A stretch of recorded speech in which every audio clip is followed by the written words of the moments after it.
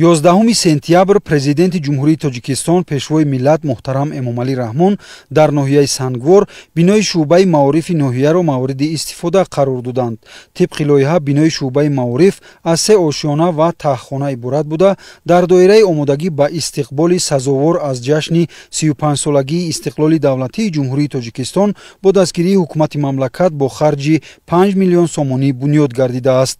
корҳои сохтмонӣ соли 2019 бо гузоштани санги асос аз ҷониби пешвои миллат муҳтарам Эмомалӣ Раҳмон оғоз шуда, бино дар муҳлати муайяншуда бо тарҳи муосир ва риояи унсурҳои миллии шаҳрсозӣ сохта шудааст. Дар рафти корҳои сохтмонӣ 30 нафар сокини маҳаллӣ бо кор ва маоши хуб таъмин гардида буданд. ба сарвари давлат муҳтарам Эмомалӣ Раҳмон иттилоъ доданд, ки бинои нави шуъбаи маорифи ноҳияи Сангвор 10 ҳуҷраи корӣ ва 44 ҷойи нишаст дошта, ҳуҷраҳо бо мизу курсӣ ва дигар ашёи зарурӣ муҷаҳҳаз гардидааст. шуъбаи маорифи ноҳияи Сангвор дар як бинои кӯҳнаи фарсуда қарор дошт. айни ҳол бошад дар ноҳия бо дастгириҳои пайвастаи асосгузори сулҳу ваҳдати миллӣ пешвои муаззами миллат муҳтарам ҷаноби олӣ Эмомалӣ Раҳмон бинои 3 ошёна қомат афрохта аст, ки бо 10 ҳуҷраи корӣ, кабинети мудири шуъбаи маориф, қабулгоҳ, ошхона ва бо таҷҳизотҳои замонавӣ омода карда шудааст. айни ҳол бошад шумораи духтарони деҳаҳои дурдаст бо дастгирии асосгузори сулҳу ваҳдати миллӣ, ки квотаи президентӣ ба он духтарон дода шудааст, айни ҳол дар донишгоҳу донишкадаҳо таҳсили илм карда истоданд. аз дастгириҳои пешвои муаззами миллат бениҳоят кормандони соҳаи маорифи ноҳияи Сангвор хурсанд ҳастанд ва миннатдории хешро баён намуда баҳри ободии ин диёр камари ҳиммат мебандем. маҷлисгоҳ дар ошонаи сеюми бино сохта шуда 100 ҷой нишаст дорад. толор бо лавозимоти зарурӣ аз ҷумла курсиҳои нав ҷиҳозонида шудааст. мин баъд имкон аст, ки конфронсу мулоқот ва дигар чорабиниҳои маърифативу фарҳангӣ дар ин толор гузаронида шаванд. пеш аз ҳама миннатдории хешро ба ҷаноби олӣ ва асосгузори сулҳу ваҳдати миллӣ пешвои миллат муҳтарам Эмомалӣ Раҳмон барои чунин як бинои хуштарҳу замонавӣ ба талаботи замон ҷавобгӯ мерасонам аз номи худ, аз номи кулли маорифчиёни ноҳия, ки ба чунин шароитҳои замонавӣ, ба отоқҳои корӣ, ба технологияҳои нави замонавӣ моро имрӯз дастгирӣ намуда миннатдории хешро мерасонам. ҳамчунин дар ошонаи сеюми бинои маъмурӣ меҳмонхонаи хурд дар 3 ҳуҷра таъсис дода шудааст.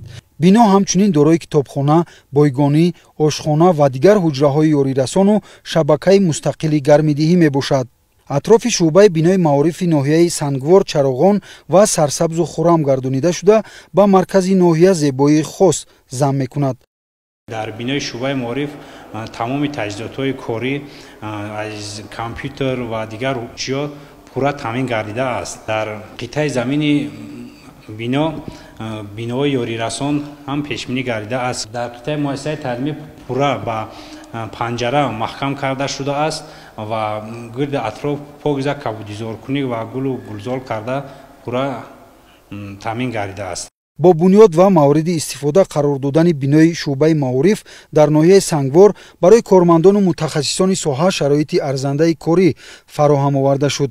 акнун аҳли маорифи ин ноҳияи баландкӯҳ имкон доранд, ки фаъолиятро беҳтар ба роҳ монда барои рушди соҳаи маориф баланд бардоштани сатҳу сифати таҳсилот ва таълиму тарбияи хонандагон саҳми муносиб гузоранд. қариб 50% кормандони шуъбаи маорифи ноҳияи Сангворро занон ташкил медиҳанд. соли равон 22 нафар тибқи квотаи президентӣ ба донишгоҳу донишкадаҳои кишвар дохил шуданд, ки 11 нафарашон духтарон мебошанд. дар маҷмӯъ давоми солҳои охир 200 нафар духтарони ноҳия тибқи квотаи президентӣ ба муассисаҳои олии таълимӣ дохил шудаанд.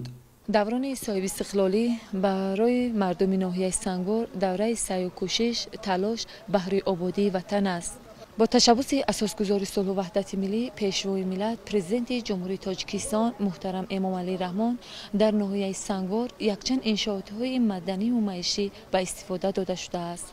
ما زنان ناحیه سنگوار دستور و هدایت‌های پیشوای معظم ملت را سرمشق کار خود دانسته بهر آبادی وطن عزیزمان تاجیکستان سهم خود را می‌گذاریم. جواباً به غمخوری‌های پیشوای ملت ما زنان ناحیه سنگوار فرزندان خود را در روحیه وطن دوستی خویشتن شناسی تربیت می‌نماییم. استقلالت به ما امکانیت داد که طبق کوت پرزیدنتی به دانشگاه و دانشکده‌های عالی کشورمان داخل شده امروز در مقامات اجرایی حکومت دولتی کار و فعالیت نماییم.